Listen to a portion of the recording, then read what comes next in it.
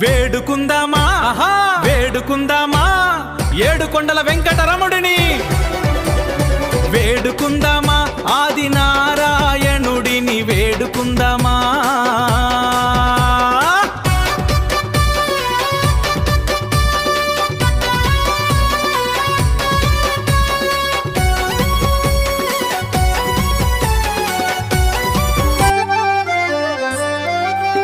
ఏడుగిరుల నాథ ఎదురు చూస్తున్నమయ్యా ఏ పిలుపు వినకుండా మౌనమేలనయ్యా అలిపిరి మెట్లెక్కి